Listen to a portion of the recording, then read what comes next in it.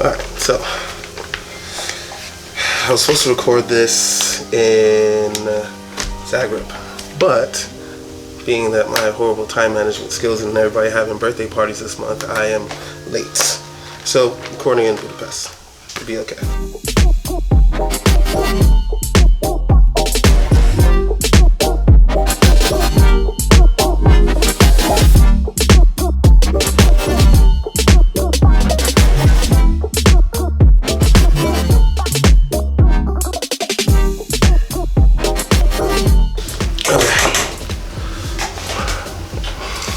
Alright, so the first question that every Croatian will ask me is, where are you from? It's a normal travel question, you get that a lot. But then they ask me, like, why are you here? I know it may seem like a rude thing to ask right off the bat, but bear with me, I'm going to explain this. So let's set the scene, shall we?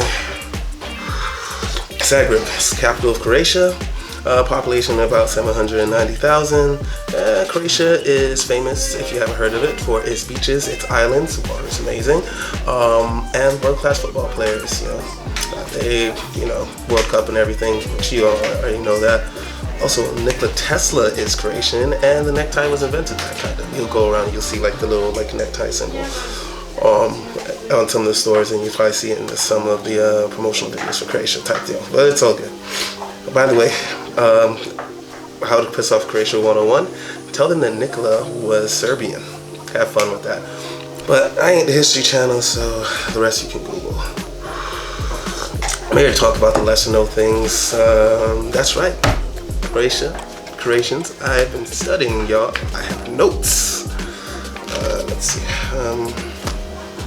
I can't read them because I spilled Rakia on them. Moving on. I first came to Croatia about 2 years ago and knew nothing about the country, the language, or where I was supposed to be volunteering. Like, seriously, I didn't even know Croatia was a country. And yeah, I think my maps were a little outdated when I was in school. Anyway, I forgot to ask for the name of the hostel when I applied on Workaway to volunteer. So I ended up wandering around center until I used my fabulous deduction skills to figure out which hostel had a bar. And I went there. Turned out it was the one I was looking for. I actually did try at least 2 hostels before that, and yeah, but it's okay. Fast forward 2 years, and my Croatian little sis still teases me about how scared I was when she first met me. Did I mention I've never backpacked, volunteered, or even stayed in a hostel before I did all of this? Well, I think I spent about a month volunteering at the hostel, met a bunch of cool people, both locals and travelers, learned a bunch, drank a bunch, and then I went off to travel the rest of Europe. I was back 4 weeks later. What can I say? Traveling is cool, but if you tried flipping beds on a daily basis after being up all night having weird-ass conversations with random strangers, enough of the past, let's talk present. I was running low on cash after my seventh month. I was running out of money. I've been on the road for 7 months. So I needed to head home. So I went back to Florida. But before I left, I swore I was coming back because I didn't want to stay in Florida. No fun. Man, who wants to be an adult? Pretend like I'm not almost 30. 7 months later and many miles run, because I was a little bit more chunky than I am now, I was back in the Z. Long story short, I was not ready. So I went back, got an apartment, and tried to adapt to the city. Culture there is different. The attitudes are different. People may seem a little standoffish, cold. They seem maybe a little bit serious, but literally that's just their approach to life. They really don't sugarcoat things, and they're very, very honest. And if they don't like you, they don't like you. If they like you, they love you. Like, it's the thing. In most of Eastern Europe. What isn't common, though, is diversity, depending on where you go, of course. Even though it's 2019 and Croatia is now a popular hotspot for vacationers from all over Europe and also the States now because of the World Cup, I still get stares when I walk down the street. Mind you, these stares are not malicious, as has been corroborated by many of my Croatian friends. Shit, just curiosity. And I have a first-hand experience. This is one time I was taking a tram back to my apartment out in Channel Merits, and this old man walks up to me in the tram. He's just like, starts talking to me in Croatian. I don't know what's going on. So his friend comes up, tells me, oh yes, he's asking you, where are you from? Next thing you know, I'm getting off the tram with these guys and going to have a few drinks and talk and like learn about each other. And it was a good night. It was a good night. And then I went home. Oh, man. See, it seems like drinking with locals is one of my favorite pastimes during traveling.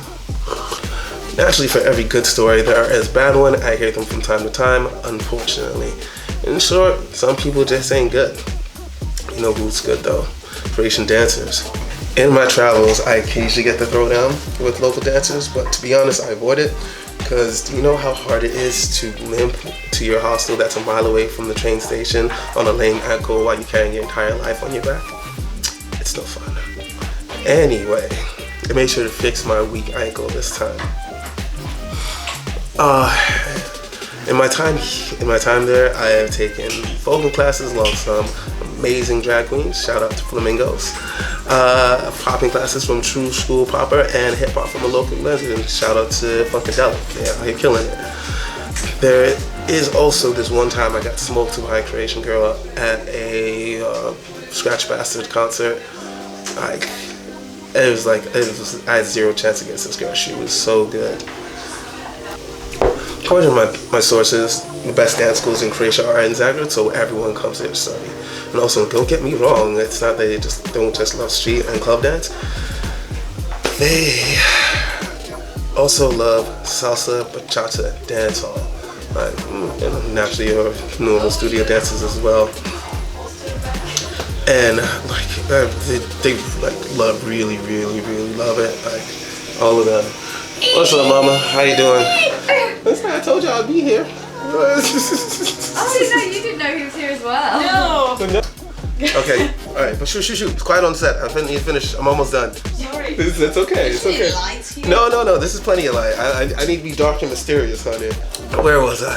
On top of that, they also understand Spanish or they speak it. So, never thought telenovelas would be an educational program. While on the topic of language, most Croatians speak at least 2 languages fluently. Most can speak German and English as they study them in school, and I also mentioned Spanish due to TV. Honestly, a lot of my friends speak 3 to 4 languages, and I'm just here with 2 3/4 on a good day. What am I talking about? 1 3/4. I'm 1 3/4 on a good day. I speak English, I understand a bit of Spanish, and I'm flexing a little bit on my Croatian. Someone also mentioned to me that their mom now also understands a bit of Turkish because she's been watching Turkish dramas. They like their dramas, man. I'm not gonna hate. It's all good. I got more notes on you Croatians, definitely. I got plenty of like 2-hour coffees and how every single one of you owns black leather jackets. Like all of you.